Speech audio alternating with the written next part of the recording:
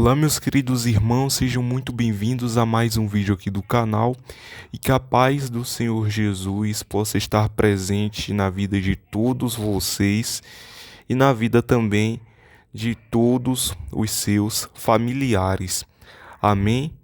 Olha só, eu te peço que você preste bastante atenção nesta mensagem que o irmão Daniel Lopes trouxe para os estados de São Paulo e também para o estado do Rio de Janeiro.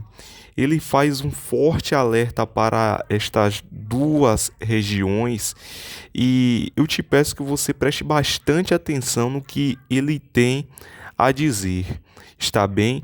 E além disso, eu também te peço que deixe a sua opinião sobre isso aqui na seção dos comentários e deixe o seu like aqui também neste vídeo, para que assim o YouTube possa recomendar este conteúdo para mais pessoas que também estejam precisando receber esta mensagem. Está bem? Preocupante, mas informações não por isso menos interessantes, ok?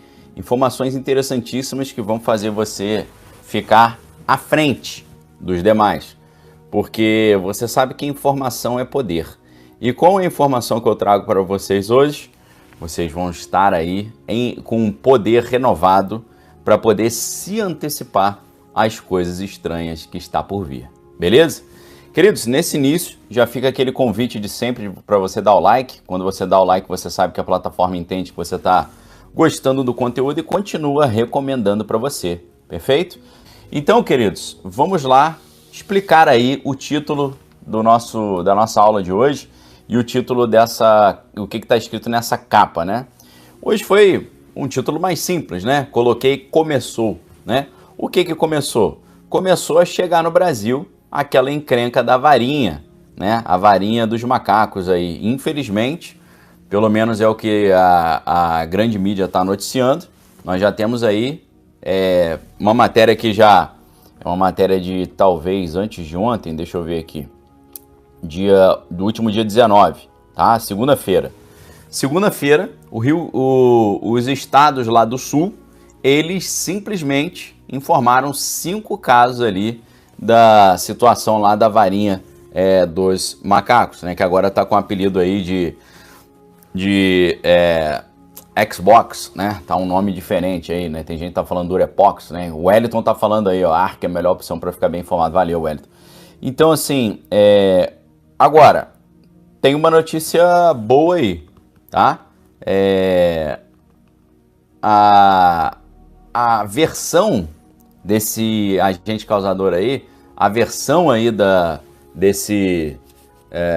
dessa varinha dos macacos, não é a versão mais nova que está preocupando, beleza? É a versão mais antiga, tá? São das versões anteriores, que não foram aquelas que motivaram essa decisão de colocar uma emergência sanitária global ali pela Organização Mundial Sanitária, beleza? Então, as matérias vão dizer que trata-se de uma zoonose que é transmitida entre pessoas e animais, né? Então, foi a Secretaria Estadual lá do Sul que informou, nessa segunda-feira 19, que o estado teria 5 casos confirmados dessa enfermidade, mas, como eu disse para vocês, daquela versão anterior, tá? E eles informaram que 3 casos ali estão na cidade, na capital, lá do Rio Grande, e um caso, enfim, em Gravataí, um outro de Passo Fundo, né? Todos foram registrados da versão anterior, aquela mais antiga, não dessa nova, perfeito? Então, isso aí alivia um pouco, né? Desses casos, 2 são residentes lá no município da capital do estado, e conforme a Secretaria Municipal Sanitária, um teria contraído essa enfermidade no Rio de Janeiro em fevereiro e o outro no Canadá em agosto. E o terceiro é um morador de São Paulo que apenas acabou fazendo ali a avaliação, estava de passagem lá e descobriu isso lá, tá?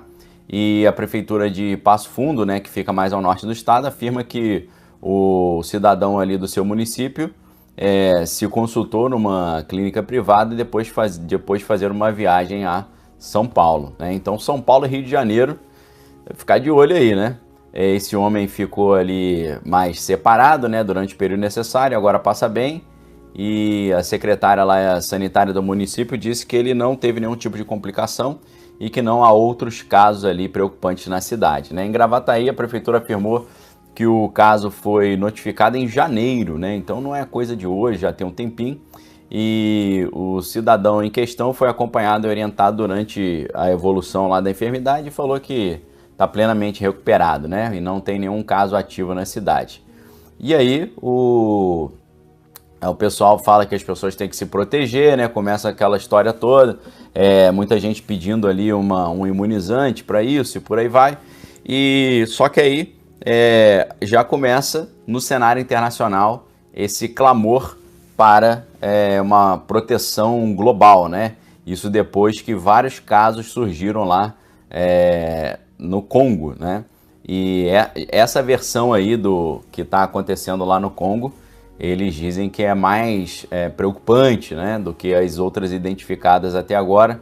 E aí o pessoal está fazendo um pedido internacional para que eles acelerem a produção desses imunizantes aí, né? Então a gente está vendo uma situação ali semelhante ao que a gente viu em 2020, mas se Deus quiser, não vai dar aquela zebra que deu em 2020, né?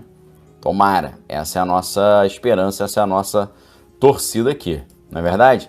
Então, o que começou, explicando o título para vocês, o que começou foi isso. Começaram a aparecer casos no Brasil, perfeito? Então, essa aqui é a grande questão, beleza? Agora, enquanto a gente está vendo aí essa situação sanitária ficando meio estranha no cenário internacional, a gente agora está começando a ver a situação bélica também na Europa ficando muitíssimo estranha. A gente já falou que lá naquela área das repúblicas bálticas, né, Estônia, Letônia e Lituânia, segundo aquele documento do Sistema de Defesa Alemão chamado Aliança de Defesa 2023, nesse documento falava que a encrenca entre Moscou e a OTAN iria começar pelas repúblicas bálticas ali, Estônia, Letônia e Lituânia. E eu mostrei para vocês que a Letônia estava já em toda a borda do seu país, colocando estruturas de cimento ali pontiagudas para impedir uma entrada dos homens vindos de Moscou. E aí, o que a gente vê é que, obviamente, a Letônia não faria isso se eles tivessem ali a possibilidade de um problema real, né? Então a gente não teria visto isso. É claro que eles estão esperando alguma coisa, isso preocupa um pouquinho porque está representando ali um cumprimento desse exercício de simulação que o jornal alemão Bild ao qual o jornal alemão Bild teve acesso, e eles nesse documento eles falavam que no final ali de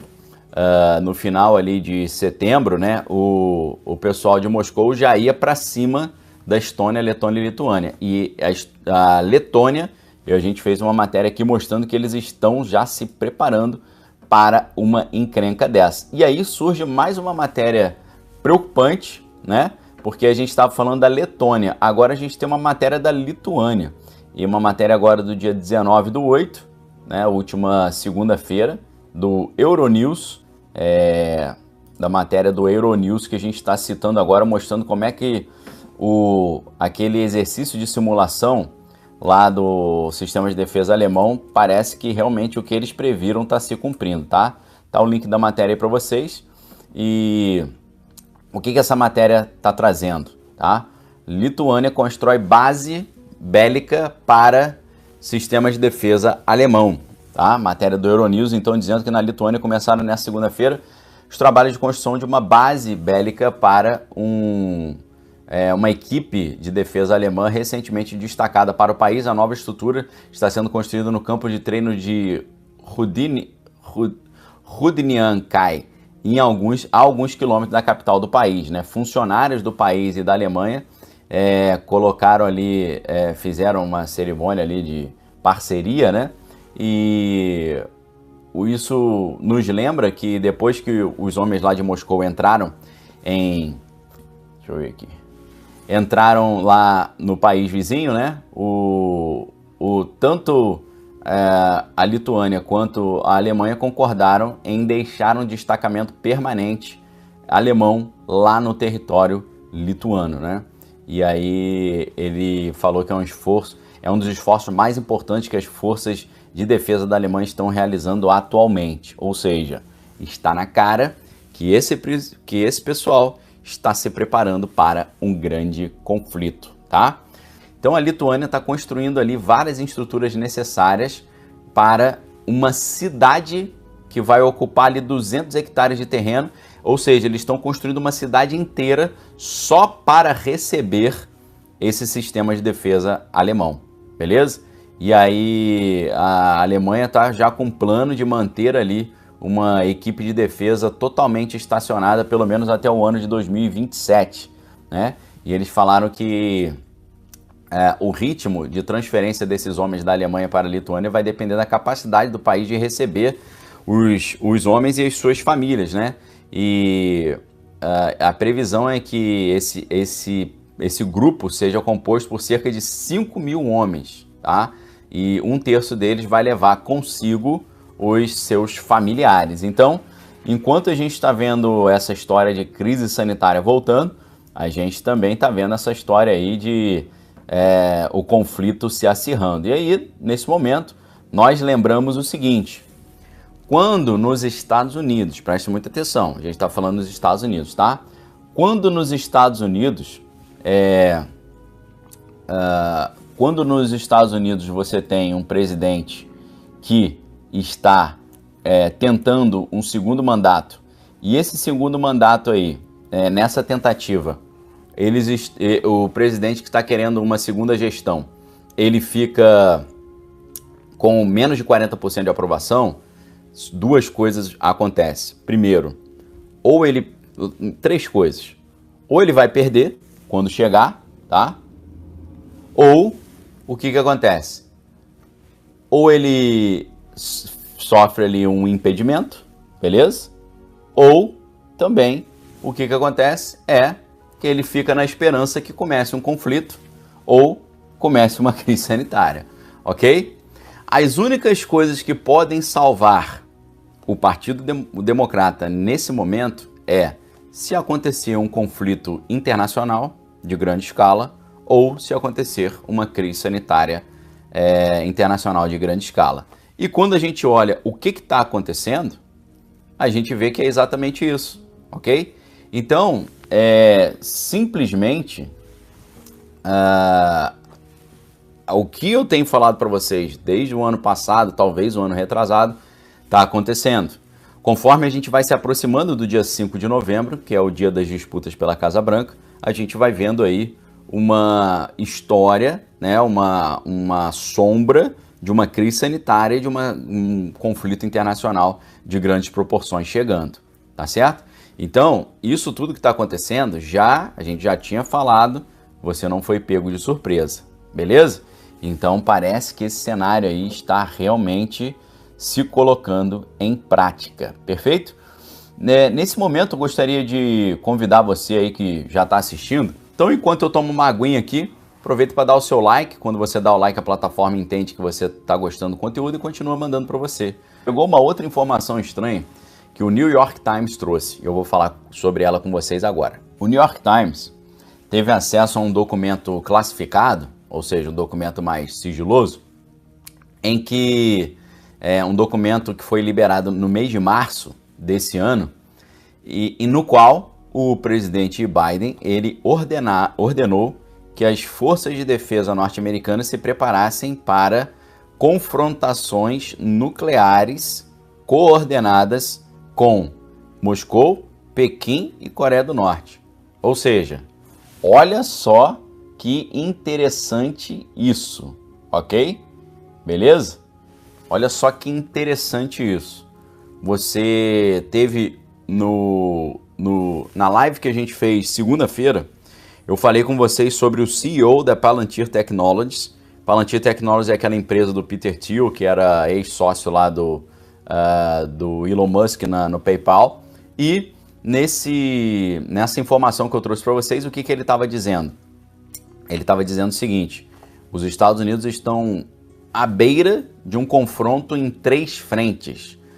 Por que em 3 frentes? Contra Moscou, contra Pequim e contra a Coreia do Norte. E é exatamente a notícia que a gente fica sabendo agora. Aí a dúvida é, esse cara, o CEO da Palantir Technologies, que é uma empresa que fornece tecnologia para a CIA, será que ele é um bom analista de cenário ou ele ficou sabendo dessa informação que saiu no New York Times antes, né? Qual foi a informação então? Vejam só. Segunda-feira eu digo para vocês que um dos caras, CEO das empresas de tecnologia mais poderosas do mundo, que é a Palantir Technologies, fala que os Estados Unidos estão se preparando para um conflito em 3 frentes, com Moscou, Pequim e Coreia do Norte. Aí agora, no New York Times, a gente fica sabendo que realmente em março, o presidente Biden ordenou que as forças de defesa norte-americanas se preparassem para uma possível confrontação coordenada nuclear com Moscou, Pequim, Coreia do Norte. Aí a pergunta que fica é, será que é por isso que Warren Buffett, um dos maiores investidores do mundo, está vendendo as suas ações e colocando dinheiro no bolso, guardando o dinheiro, tá? Será que é por causa disso que o Jeff Bezos, que é o CEO da Amazon e também é o dono do jornal Washington Post, será que é por isso que ele tem vendido tantas ações e colocado dinheiro no bolso? Será que é por isso que o Jamie Dimon, que é o chefe lá do JP Morgan, vendeu muitas das suas ações, guardou o dinheirinho no bolso? Será que é por causa disso que tantos investidores poderosos estão vendendo suas posições e colocando dinheiro no bolso, guardando dinheiro? E eu não sei a motivação deles estarem fazendo isso, mas esse tipo de atitude são atitudes que nós vimos antes da crise de 2008, da crise do sistema imobiliário subprime, foi o que nós vimos também antes da crise sanitária de 2020 e é o que a gente está vendo agora. Será que eles estão se preparando já para uma crise generalizada? Essa aqui é a pergunta, né? E isso é preocupante porque isso nos faz lembrar do filme O Mundo Depois de Nós. No filme O Mundo Depois de Nós, o que acontece? O dono daquela casa de praia, né? Que era um cara ali todo arrumadinho com a filha, né? Todo assim, alinhado, né? Aquele cara que era o dono da casa, e era uma mansão, né? Que a família alugou para passar uns dias na praia. O dono da casa, ele trabalhava no mercado financeiro e ele disse que ele tinha clientes muito grandes, inclusive clientes que eram do setor bélico norte-americano, né? O setor lá dos defense contractors, né? Que são aqueles caras que trabalham, aquelas empresas que fazem equipamentos bélicos para os Estados Unidos, né? Aeronaves, blindados e por aí vai. E nesse filme, mais pra frente, assim, perto do final, o dono da casa vira pra Julia Roberts e ele fala assim, olha, eu acho que eu sei o que está acontecendo. Aí ela falou, por que você acha? O que estava acontecendo, né? Os Estados Unidos ficaram sem luz, sem água, sem internet, sem comunicação, né? Caiu tipo uma ofensiva cibernética que derrubou tudo, inclusive a eletricidade, né? Tal, os telefones por satélite, tudo. E aí ele falou assim, eu acho que eu sei o que está acontecendo, sabe por quê? Porque um cliente meu é um desses caras do sistema de defesa americano que investe muito dinheiro comigo e ele falou assim, o cara do nada sacou todo o dinheiro dele, botou no bolso e desapareceu. E virou para ele e falou, sugiro que você faça isso também, né? E isso que eu tô falando tá no filme O Mundo Depois de Nós. Só que a gente não pode esquecer que o filme O Mundo Depois de Nós ele foi produzido pela Higher Ground Production. E a Higher Ground Production é a produtora do casal Obama, né? Então isso aí é estranho. E nesse filme, o que o cara fez então? O cara era dono de uma corretora de investimento, trabalhava no mercado financeiro, e um cara grandão do sistema de defesa, ou seja, cara grandão do sistema de defesa sabe quando vai ter conflito antes. O que ele fez? Ele sacou o dinheiro todo, botou no bolso e falou, meu irmão. Aí o cara falou pra ele, por que você tá sacando o seu dinheiro todo? Ele falou, não posso falar, mas tô sacando e tô saindo fora, tô sumindo do mapa, sugiro que você faça isso também. E aí o cara disse que não acreditou. E, 2 semanas depois aconteceu. O estranho é que nós estamos vendo isso também acontecer. Esses investidores grandes sacando dinheiro, botando no bolso. A gente está falando aqui de Warren Buffett, Jamie Dimon, Mark Zuckerberg, o próprio Elon Musk, o Jeff Bezos, né? Todos esses caras, Jamie Dimon, todos esses caras estão sacando dinheiro e botando no bolso. Ou eles estão esperando uma queda das ações para poder comprar barato quando cair, comprar ali na Bacia das Almas, ou eles estão se preparando para um negócio, um cenário meio Mad Max, né? Então, junto com tudo isso, a gente olha esse cenário, né? A gente olha isso que está acontecendo, você fala, caramba, estranho, né? E uma das coisas que traz ainda mais estranheza para esse cenário é o fato das ações da Lockheed Martin, que é a maior empresa ali do sistema de defesa americano, as ações dela estão com um pico histórico, ou seja, muita gente está colocando ali o dinheiro nas ações da Lockheed Martin, e se eles estão fazendo isso é porque existe uma impressão, uma sensação de que vai ter conflito, beleza? Agora, outra coisa que é muito estranha nesse momento é que lá nos Estados Unidos você tem ali um índice de volatilidade. O que significa o índice de volatilidade? Significa que a perspectiva de abalos no mercado, né? E o índice de volatilidade, que é o VIX, ele está nas máximas históricas. E os especialistas estão dizendo, eu acho que alguém sabe o que está acontecendo, tá? Porque alguns índices lá do VIX, das opções, né, do VIX, eles atingiram ali, os seus maiores níveis desde 2018, no Volmageddon, né? Que foi um evento que aconteceu em 2018, tá? Então, o que isso indica? Isso indica que a sensação de que algo estranho está chegando, ok? Então, o que foi o Volmageddon, né? Volmageddon foi uma chacoalhada que aconteceu no mercado, que um episódio ali de chacoalhada no mercado foi desencadeado pela queda de vários ETFs de volatilidade curta, né? Desencadeando uma queda de mais de 1.175 pontos no índice da Bolsa de Valores de Nova York. Na época foi a maior queda diária de pontos já registrada para o mediador Blue Chip, beleza? Então, esse índice de volatilidade, ele está atingindo os maiores picos hoje desde o Volmageddon de 2018, tá? Só que o que o pessoal está dizendo? Poxa, nós estamos vendo os caras vendendo tudo e botando dinheiro no bolso. E depois a gente está vendo ali as ações das empresas de defesa subindo. E o índice de volatilidade está lá no alto. Só que aí não aconteceu nada ainda. Por que está previsão de grande volatilidade? Por que todo mundo está botando dinheiro no bolso, os grandões? Por que lá na Lituânia os caras estão botando um monte de concreto ali para proteger a entrada do país? Por que tem um monte de coisa acontecendo, mas aparentemente o negócio está meio que normal, assim, tá?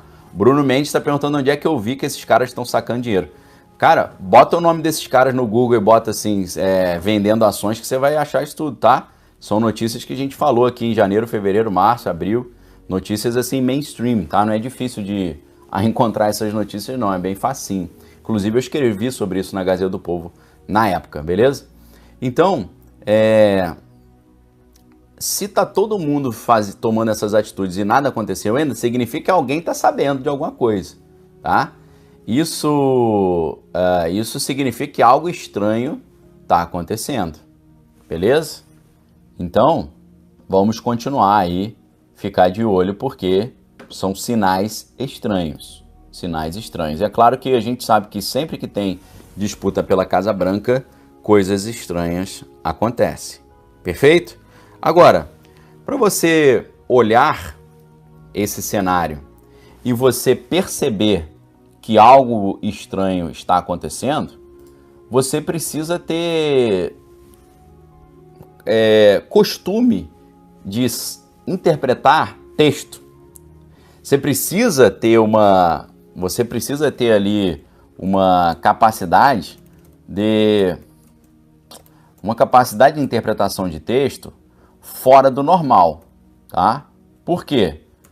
Porque se você olha tudo do jeitinho aí, tudo que está acontecendo, e você não tem esse tipo de discernimento, você vai olhar e vai falar, isso é normal, tá tudo tranquilo, não tem nada demais não, isso aí faz parte, né? Isso é padrão, ok? Então, queridos, a questão da educação é fundamental nesse momento, perfeito? Por que a questão da educação é fundamental nesse momento? Porque educar envolve, em muitos casos, aprender a ler e aprender a escrever. Aprender a ler, você precisa de uma série de capacidades. Você tem que saber identificar as letras do alfabeto, você tem que saber o som que as letras têm, você tem que saber como as letras se combinam produzindo sons, e depois você tem que aprender qual é o significado das suas palavras, tá? Então, da mesma forma que para a gente aprender a ler textos, a gente precisa de uma série de capacidades, para a gente poder aprender a ler as notícias, a gente tem que ter uma série de capacidades também. Leonardo Lourenço está ligadaço aí, que ele perguntou aí, é uma leitura hermenêutica? Uma leitura hermenêutica, com certeza. Então, vejam só, deixa eu fazer uma comparação aqui com vocês, tá? Vamos pegar uma pessoa aqui que não sabe ler, e ela precisa ler a palavra casa, tá? Ela vai ter que saber que a letra C tem um som específico, que a letra A tem esse som, então ela vai ter que saber o que é a letra C, o que é a letra A, o que é a letra S e a letra A novamente, tá? Então ela tem que conhecer o alfabeto, saber que tem o alfabeto e que tem dentre o alfabeto tem essas 4 letras. E aí depois ele tem que saber que C com A faz K, o som de K, e S com A faz o som de ZA, nesse caso. Beleza? Tranquilo? Então, só que para você pode ler e não entender. Você pode ler a palavra casa e não saber o que está escrito ali por trás, né? Eu posso pegar um texto aqui. Deixa eu pegar um texto legal aqui para vocês. A gente vai fazer uma brincadeirinha legal aqui. Olha que interessante. Vamos abrir aqui um texto da Bíblia, tá? Sempre a Bíblia nos traz exemplos legais. Vamos dar uma olhadinha aqui em Provérbios. Provérbios 23, se eu não estou enganado aqui. Deixa eu ver aqui. Deixa eu só pegar a passagem certa. Já vou estar chegando aqui.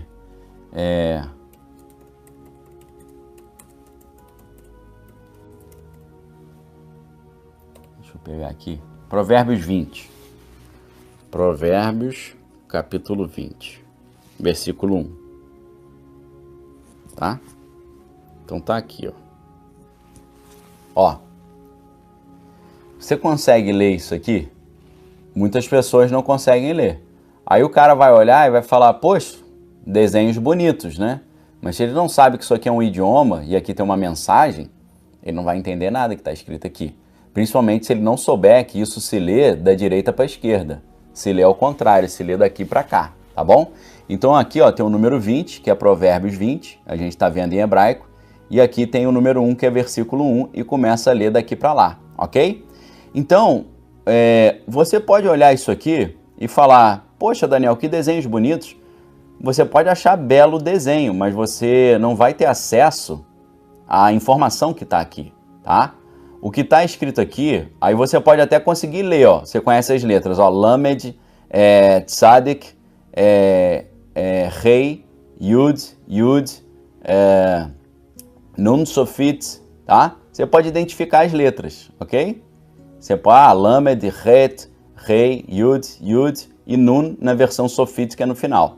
Agora, ok, beleza, consegui identificar as letras, mas identificar as letras não é suficiente. O que adianta eu saber o que é a letra Lamed, a letra Tzadik, e o resto das letras se eu não souber o som que elas têm, tá? Ou como elas funcionam. Então, o que está escrito aqui em hebraico? Letz hayain home hashehar, ok? Que significa? Ok, beleza. Letz hayain home shehar, ok? Letz hayain home shehar. Aí você fala, caramba, ok, consegui ler, tá bom? Mas e a semântica? E o significado? E o sentido, ok? Então, o que está escrito? Letz hayain, o vinho é escarnecedor. E a shehar é romê, tá? Letz é escarnecedor, hayain é o vinho. E alvoroçadora é a bebida forte. O vinho é escarnecedor e a bebida forte é alvoroçadora, ok? É isso que está escrito, tá? Então, para você ler um idioma, são uma série de competências. Tá? Você tem que ter várias competências ali. Você tem que saber quais são as letras, qual o significado das letras, como é que as letras se juntam formando palavras, como é que essas palavras significam. Aí depois que você consegue identificar qual é o funcionamento das palavras, você tem que entender como é que as palavras interagem umas com as outras. Aí, quando as palavras interagem umas com as outras, isso é a sintaxe, beleza? Então, quando você tem que conhecer as palavras, você tem que ter ali, entender as desinências de modo temporal, número pessoal e por aí vai, perfeito? As classes gramaticais, as funções sintáticas. Aí agora é a pergunta que eu digo para você. Você sabia que para você interpretar o mundo, exige todas essas etapas de novo? Tem muita gente que sabe ler, sabe escrever em português. Tem muita gente que sabe o significado das palavras em português e sabe conjugar as palavras, os verbos e colocar os plurais, as desinências. Sabe fazer isso tudo, mas não sabe fazer isso na leitura dos fatos. Não sabe ler os fatos, não sabe ler a história, não sabe ler os acontecimentos. E isso é uma deficiência de educação que nós temos, ok? Então, você tem um tipo de pedagogia da leitura do português e você tem uma pedagogia da leitura dos fatos, ok? E a interpretação dos fatos é uma competência vital no mundo de hoje. Porque se você não sabe ler os fatos, significa que você é massa de manobra. Se você não sabe ler os fatos, significa que você está ali prestes a ser engolido pelo sistema. Beleza? Então, eu quero, e o que eu faço aqui todo dia, é te ajudar a ler os fatos. Não adianta nada você saber ler em português se você não sabe ler os fatos. Não adianta nada você saber as regras do português se você não sabe as regras dos fatos. Não adianta nada você saber ler em português se você não consegue interpretar a sequência de fatos. Assim como a sequência de palavras gera na língua a sintaxe, você tem uma sequência de fatos que gera uma sintaxe dos acontecimentos. Assim como você tem ali uma semântica da linguagem, que é o significado da linguagem, você tem uma semântica dos fatos. Então, da mesma forma que você precisa ser alfabetizado no português, você precisa ser alfabetizado nos fatos. E é exatamente isso que falta hoje, né? Conhecimento geral, interpretação geral, você saber ter a história, você ter um conhecimento enciclopédico. Então, tudo isso falta. E a gente pode salvar pelo menos os nossos filhos e os nossos amigos e familiares se a gente dá a oportunidade a eles de entender essa necessidade de ter esse conteúdo.